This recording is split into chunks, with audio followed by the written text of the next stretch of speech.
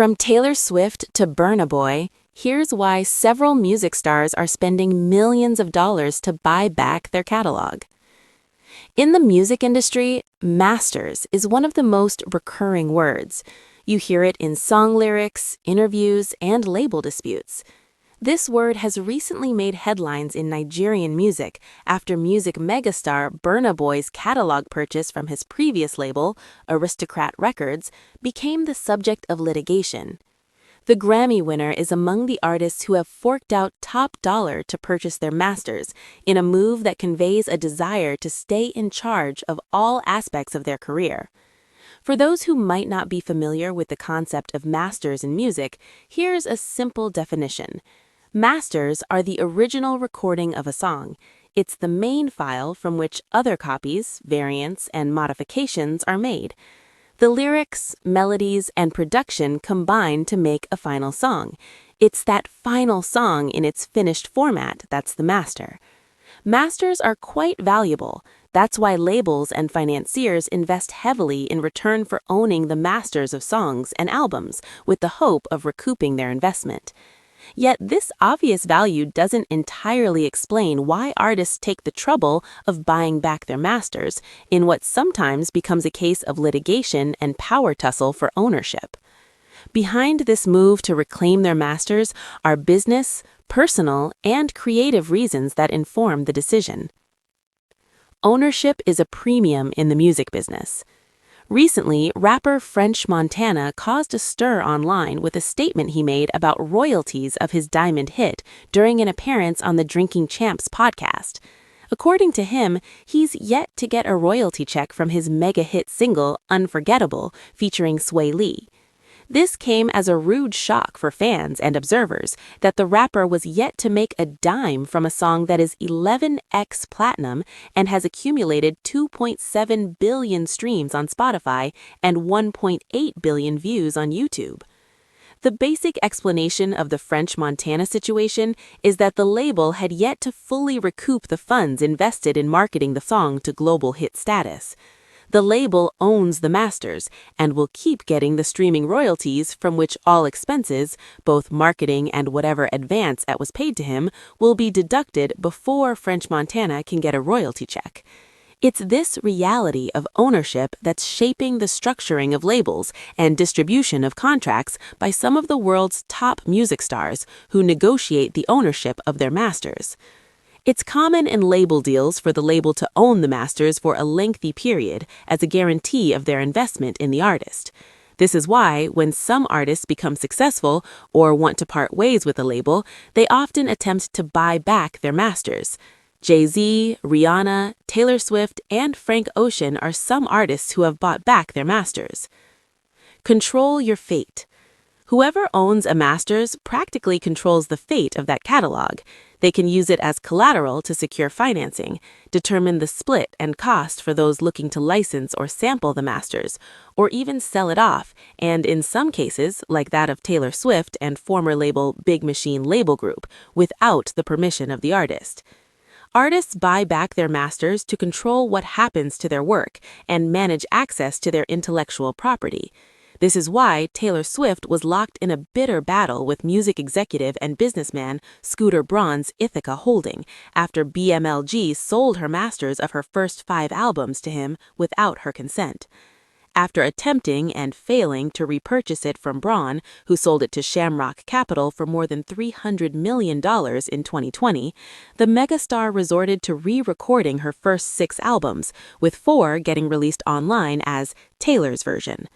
In 2025, Billboard reported that Taylor Swift was finally able to repurchase her catalog in a deal reportedly worth $360 million. Taking the juicy resale option.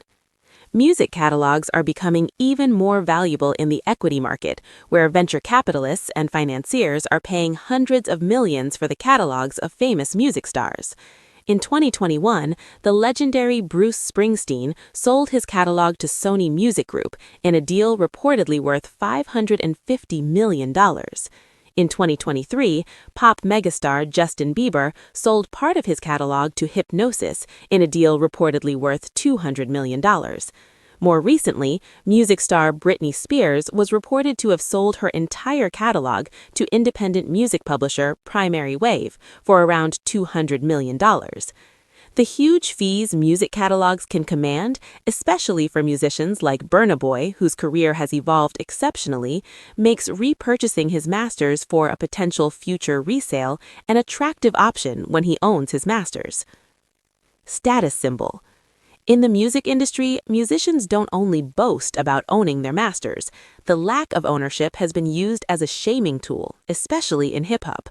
In 2025, Rick Ross shamed 50 Cent for not owning his masters. Megan Thee Stallion has boasted about owning her masters.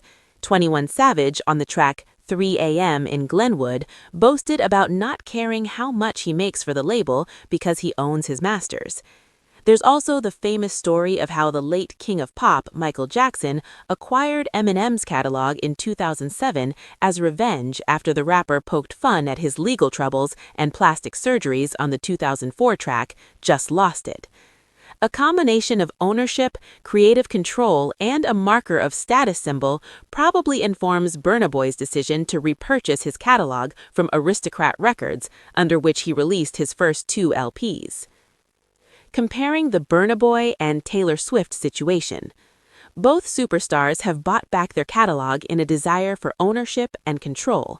Taylor Swift's battle to reclaim her catalog is, however, quite different from Burna Boy's situation.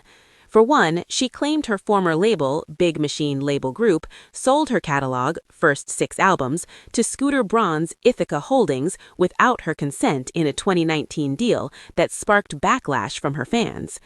Taylor Swift didn't hold back from voicing her frustration over the deal, and she described Braun's ownership as the worst possible scenario, while accusing him of manipulation and bullying.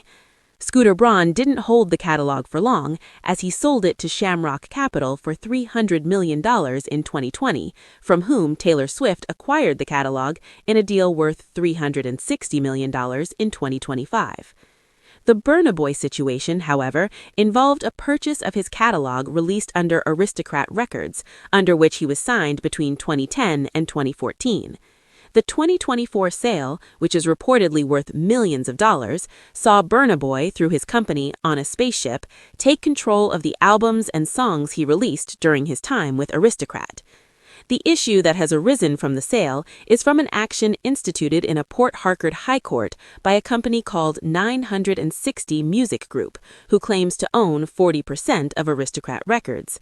According to the filing, 960 Music Group is asking the court to void the catalog sale to Burna Boy, as it was neither aware of nor informed of the deal.